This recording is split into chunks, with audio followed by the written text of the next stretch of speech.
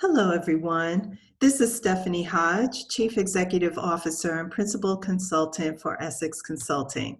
And welcome to the HR Pros Guide to Enhancing Your Recruiting and Interview Process. A little bit about Essex Consulting. We are an HR consulting firm that delivers people strategies. And what that means is we help organizations effectively achieve their business solutions by helping them with their people. And that may be talent development, helping with compliance, serving as their HR department, setting strategy, benefits planning, and more. So please visit our website for more information. A little bit about myself. So I am the founder and CEO, also a principal consultant for Essex Consulting. I've got over 20 years of global HR experience, and I've led teams in North America, Canada, and Latin America, and in both the for-profit and nonprofit industries. I serve as a faculty member for the Georgia Center for Nonprofits Nonprofit University. I also serve as a tutor for Capella University's FlexPath Master's Program, and I facilitate training on multiple subjects from communication, business acumen, performance management, compensation, and interviewing like we're doing today. Let's get started. So our agenda, our learning objectives for today, we are going to talk about the search and what you need to do to find the right candidate. We'll talk about pre-interview preparation and how you can prepare best for your interviews. We'll go over how to conduct the best interview and some tips. And then what should happen following the interview, so post-interview follow-up. And then finally, tips for a positive experience for you, for your candidates, and for your hiring managers. So let's talk about the search. You want to have a diverse search strategy. So really make sure that you are placing your ads in multiple locations. I like to also think about professional organizations where you can post your positions and different groups. You want to sometimes use a recruiter. You may have a difficult position that's hard to fill, or a volume that may be too much for you to handle as one recruiter, and you may enlist the resources of another professional to help. I also like to think about the people I already know. What organizations are you a part of that you might be able to post your position or start to solicit potential candidates for your open roles? Think about your network. Always, current employees within the organization are great for referrals, and those can be very useful. Now, what I like to consider is making sure you're asking the right employees. So your higher performers and those employees who are really performing at a great level, those are the ones that you want to tag to see if they have referrals. The career sites are always a great place to post your positions. And now what I'm seeing more often is social media. Both Facebook and LinkedIn are primary examples of social media platforms where people look for positions. But think about all of your other social media platforms. What's great about social media recruiting is that you can expand your network and ask your network to forward or post your positions as well. So you're utilizing their networks also.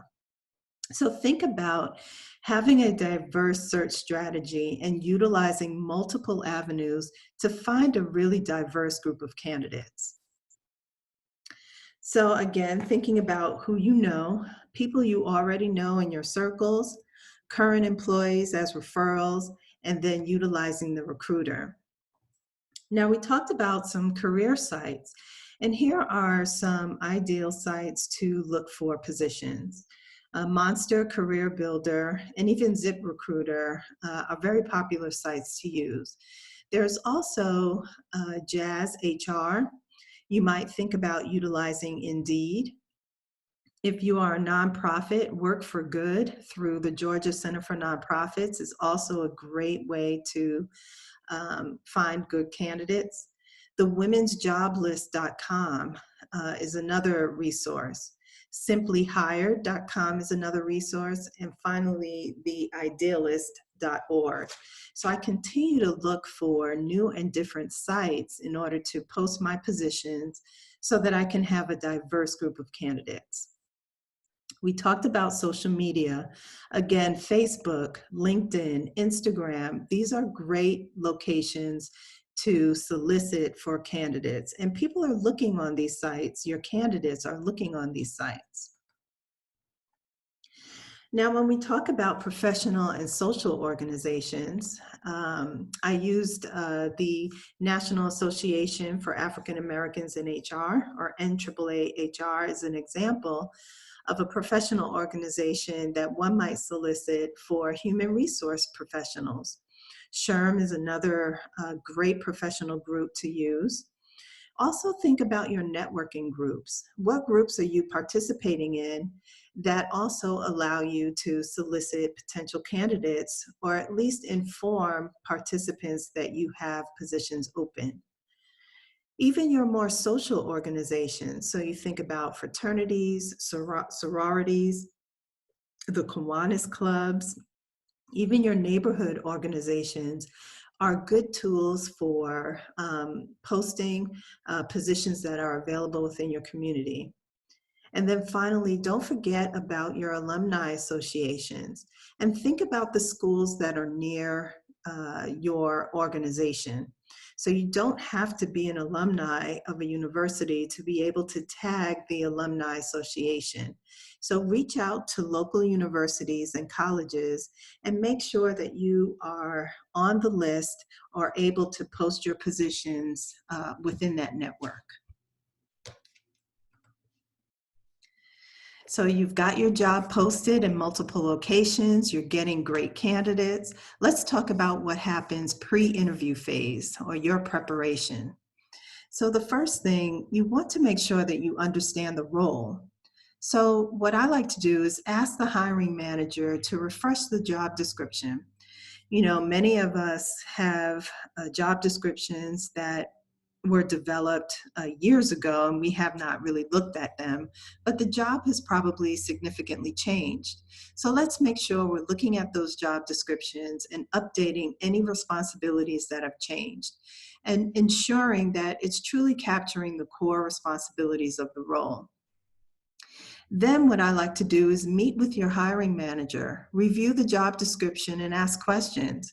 Don't be afraid if you work in an organization that you don't know every particular job in great detail. So don't be embarrassed to ask detailed questions about the role so that you understand. Remember, the better you understand the role, the better you'll be able to identify the right candidate. Now, what I also like to do is set up what I call a candidate profile meeting with the hiring manager. In this meeting, it's an opportunity for you to get a really clear idea on what the ideal candidate looks like in terms of behaviors, skills, education, demeanor. Get all of that information from the hiring manager so that your search can be more targeted. Ask if there are any specific certifications needed for the role. And this may be something that might be preferred if it wasn't listed on the job description, but ask about that. Also discuss with your hiring manager appropriate fit for the team. So remember, you're interviewing the hiring manager to really understand how this role fits within the team, to understand how much collaboration will be necessary. Does the role work primarily by themselves? Is it independent work? Is it a lead role? Everything that you need to know about the role you can capture in this candidate profile meeting. So now you've met with your manager, you've reviewed the job description, and you have a pretty good idea of what you're looking for in the role. What I like to do is create a checklist for the role. This is about identifying the criteria So everything that you've gathered from your meeting, certification information, skills and behaviors required, type of experience, education. That way, with this checklist, you can review each of the candidates that you're going through. So even through your resume check, to ensure that they meet the core responsibilities and criteria of the role, but also some of the extras that you're looking for. This will help you distinguish one candidate from the next. Then you want to screen your candidates. Again, create that candidate list for moving into next steps. So you can use an electronic checklist. A lot of them are available through your applicant tracking systems. Tools like ZipRecruiter allow you to identify and screen your candidates based on certain criteria. And then you want to think about your interview process. Will it be phone screened and video screened? Will you have face-to-face interviews? You should start to think about how you want to set that up. So as we move into the interview, remember you want to put the candidate at ease. So gone are the days where interviews are set up to see how the potential employee acts under fire and pressure and trying to make them feel nervous. No, what you want to do is really put the candidate at ease. The more comfortable a candidate is in the interview, the more that they will reveal to you. You also want to think about the right questions to ask. Behavior-based questions are my favorite. It requires the candidate to tell you how and when they've done something. And then don't forget to ask for more information. If the candidate has not answered your question thoroughly, feel free to ask for more. Can you tell me more about this? Can you explain that again? That is totally fine. And then finally, what some people forget to do is make sure you're selling the company. Remember, the candidate is interviewing you as well. They have a lot of options, and your company is one of potentially many options they have. So create prepared speaking points to really explain who and what the company does. Allow the candidate to get a good picture of how it would feel to work in the organization. Now, once you have your interview, there are a couple of things you want to remember to do. Listen. So listen properly. Don't be so focused on getting through all of your questions that you rush through the process. Take time to listen to the answers that are being given, and remember to dig a little deeper if you need additional information. So you're listening to understand. Ask the appropriate follow-up questions, and try not to rush through this process. Now, I say don't rush through, but make sure you're keeping the interview on track. So watch your time and stay on task. Try not to get caught up on one topic. So what may happen is you're having a great interview, really good discussion, and you tend to get caught up on one particular topic. Try to make sure that you're moving the conversation along. Even if it's a great conversation, move it along so that you can get your questions answered. Finally, and most importantly, don't forget to conclude the interview appropriately. So be clear about what the next steps are.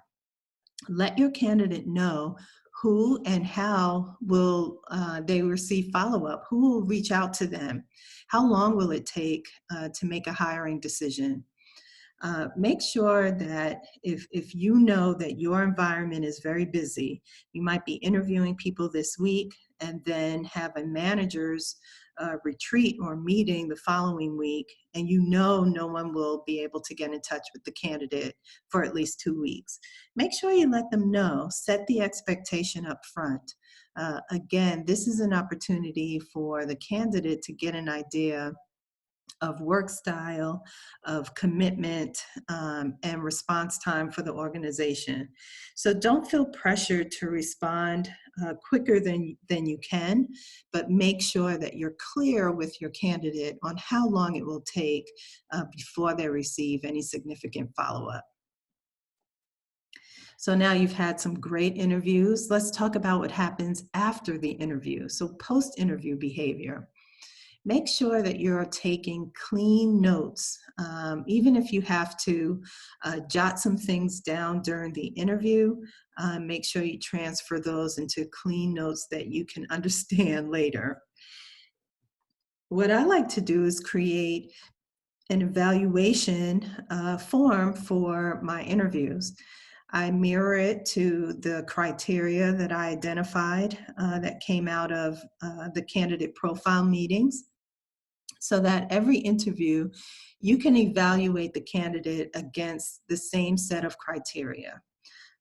It makes it a cleaner process for you in the interview process, and it really helps you to clearly evaluate the performance.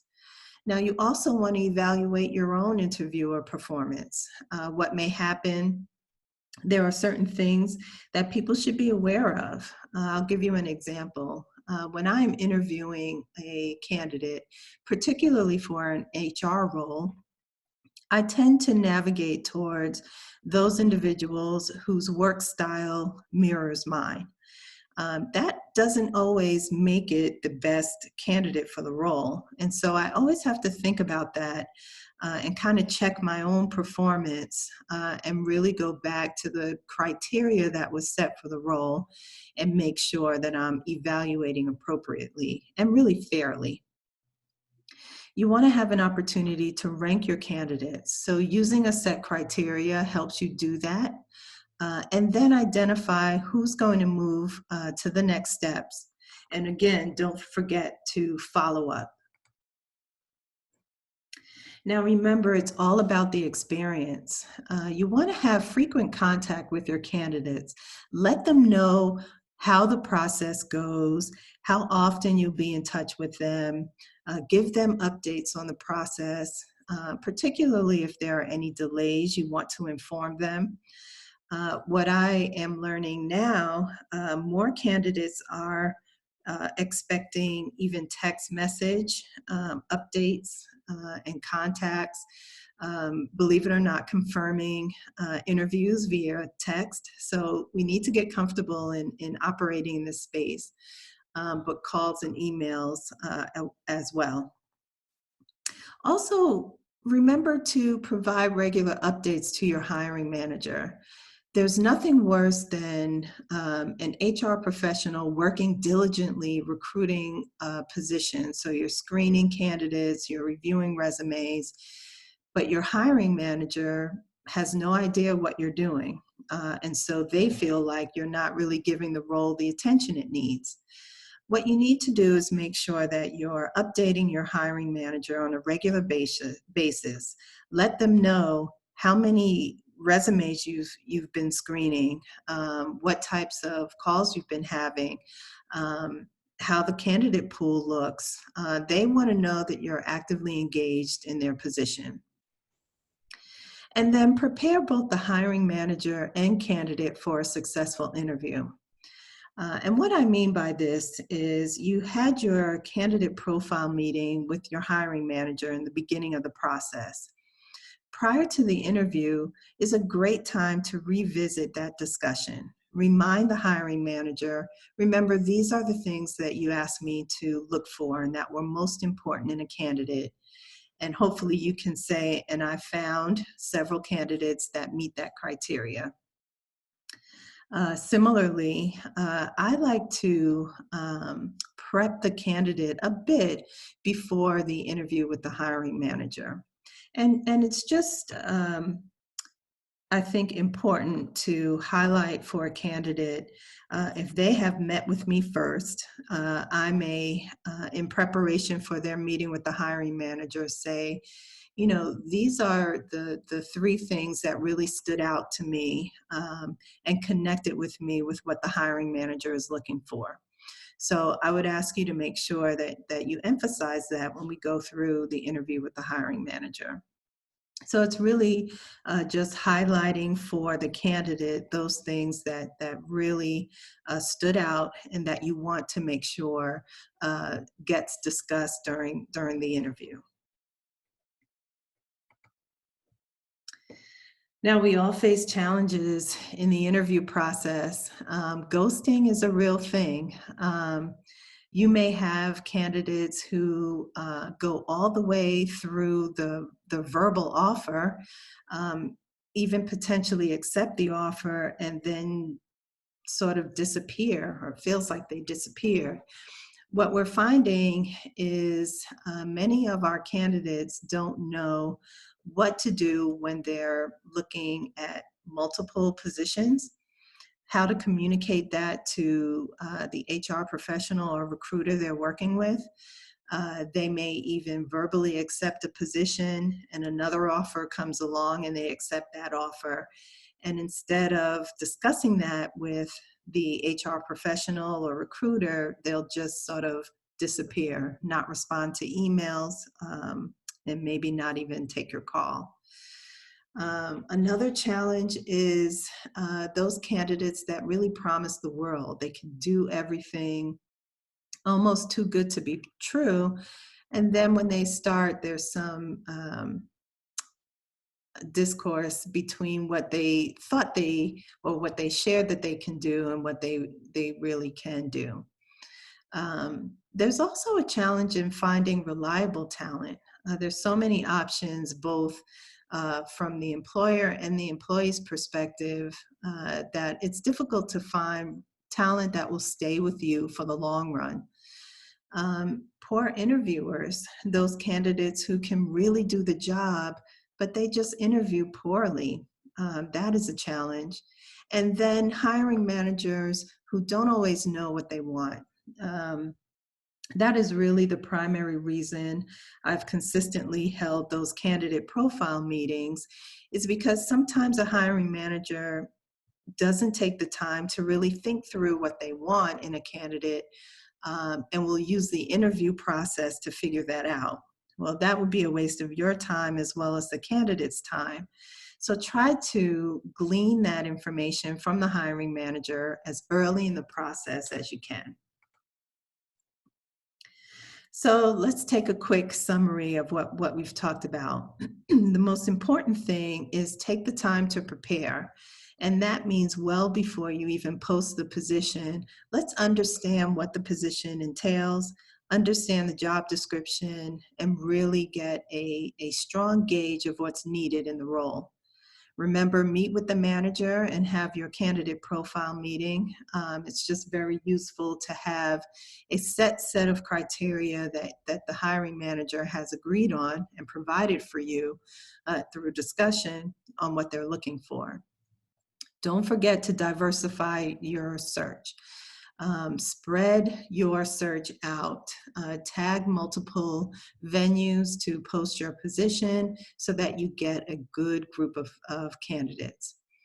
Remember to conduct thorough interviews, ask the right questions, dig a little deeper, and really listen to understand. And then follow up. Keep everyone in the process informed. And finally, remember the experience is important. That's part of the reason for all of the follow-up is you want both the candidate and the manager to have a positive experience.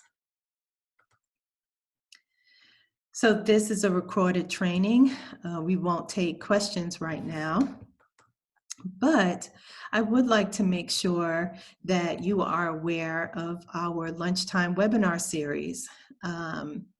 We have several trainings coming up, and you can register for these trainings via our website at essexconsulting.net. So I hope you enjoyed this training, this brief training, and we'll have more posted, and also you can join a webinar at your convenience. Thank you. Please stay connected with us. We are on all of the social media platforms. You see our information on the screen. You can always visit our website to get more information or to set up any time for consultation. We work with HR professionals as well as small businesses. So again, thank you.